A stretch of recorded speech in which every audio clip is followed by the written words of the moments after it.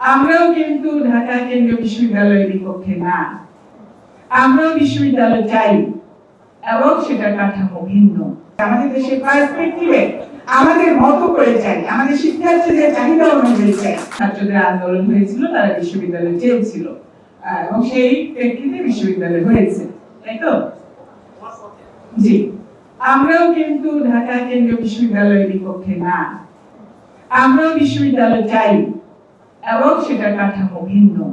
আমাদের স্টুডেন্টরা প্রথমে যে বিষয় নিয়ে আন্দোলন করেছে বিশ্ববিদ্যালয় হবে, তাদের কিন্তু চাহিদা পূরণ হয় নাই। এখন যে অধ্যাদেশ জারি হচ্ছে, যে কাঠামো, এটার সাথে সাধারণ শিক্ষক এবং ছাত্র শিক্ষার্থী এদের কোনো মতামতের কোনো মিল নাই। এটা হচ্ছে মূল পার্থক্য। এই জন্য এখন আন্দোলনটা হচ্ছে।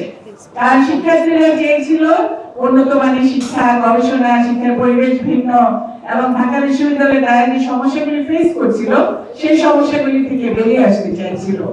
এটা আমাদের শিক্ষার্থীদের মূল চাওয়া ছিল, আমাদেরও চাওয়া ছিল সেটাই, যে শিক্ষার্থীদের সমস্যাগুলি সমাধান হোক।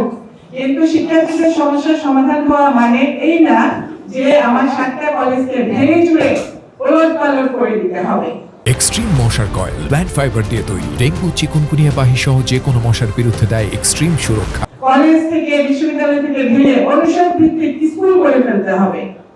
School of arts, school of science, school of law. Dhaka শহরে 7টা ক্যাম্পাস, আপনারা জানেন, 7টা জায়গায় ছড়িয়ে আছে।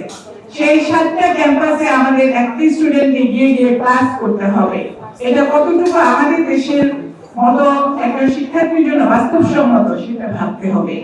আমরা সেটাই বলছি, আমরা ঢাকা কেন্দ্রীয় বিশ্ববিদ্যালয়ের বিপক্ষে না, আমরা ঢাকা কেন্দ্রীয় বিশ্ববিদ্যালয় চাই, কিন্তু সেটা অধিভুক্তিকরণের মাধ্যমে, সেটা কলেজিয়েট ভাবে, সেটা আমাদের দেশের সাথে, আমাদের দেশের পার্সপেক্টিভে আমাদের মতো করে চাই, আমাদের শিক্ষার্থীদের চাহিদা অনুযায়ী চাই। এটা হচ্ছে আসল কথা।